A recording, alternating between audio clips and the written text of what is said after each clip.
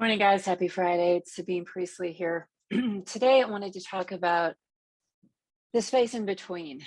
Carrie and I have been going back and forth on this, and it's such an interesting place to be. It can be intensely uncomfortable, but there is great wisdom to be gleaned from that space in between. And there's a lot of different ways we could go with this, but I have a very specific one in mind. And that is when you're on your journey, your life, doing your thing, and you are trying to become something more than what you are. And there's this space where you're trying to become, but you can't quite let go of who you've been and what you've been. And I went through this. I've coached enough people through it now to know there's patterns and there's processes that can really, really help. I stayed there for ooh, longer than I care to admit here, really being stuck. I couldn't move forward. I couldn't go back. The best thing that you can do is finding the wisdom of what's going on. You know, what is keeping you stuck? And frequently, depending on if you're more of a mindset person or an emotional person, it's frequently an avoidance. There is stuff you don't want to deal with, you don't want to feel. And so in order to not have to do that, you just stay. You just stay where you're at. And it's interesting when it comes to feeling these things. Emotions, the science behind it now is telling us that an emotion, if something happens to you, it upsets you or makes you mad, that emotion only lasts for about 90 seconds. If we let it happen, it'll last about 90 seconds and then it's gone. But what we do is we get stuck in the head game.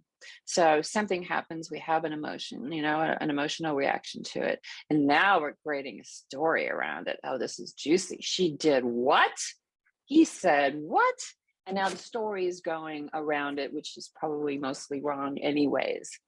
But what you want to start doing in this, and the reason I brought this up is because this whole avoidance of what we're feeling or what we're trying desperately not to feel, the amount of energy it takes and anxiety that it causes in order to not go there emotionally and feel it is actually way worse than going there and feeling the emotion. It's fascinating. Try it. Always try it. Experiment with this stuff for yourself. You're the perfect laboratory. So the best way to handle emotions as they're coming is just that. Recognize it, own it. God, that really made me angry. Or, ow, that really hurt my feelings. Or whatever it is. You don't have to say it out loud, but own it. Recognize what it is and allow yourself to feel it. And as you move through this, you're going to start to realize, and what I coach people on is that you are not your emotions.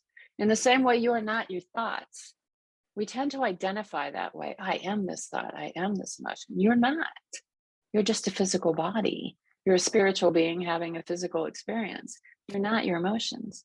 So when you can get in the habit of something happens, recognize it and allow yourself to feel it, embody it, allow it to be present and have its word.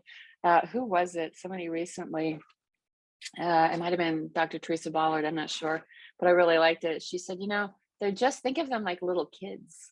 They just want their attention, So if you give them attention, you pat on the back, give them a hug, and off they go, and they're playing again and happy again. And it's so very, very true. So when you're having an emotion, acknowledge it, feel it, thank it when you can, give it that little hug of recognition, and move on. Don't let yourself be stuck in these story loops. And the more you become aware of this, the more responsible you are for making sure that doesn't happen. So now we're backing up. You've been doing this a long time. You've been avoiding something, which has you now stuck in that space in between. You can't take that step forward and you can't quite let go. Dig. This is where the work comes in. You want to figure out what it is that you're avoiding. What are you trying not to deal with? We want to make that visible. You want to make that visible. I always counsel my people, get a journal, write it down.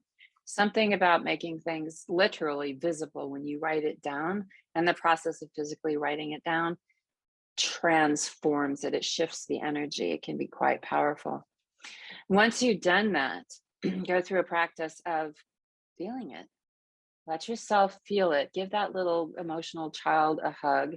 Might be your inner child that needs some guidance and some love, but allow yourself to go there.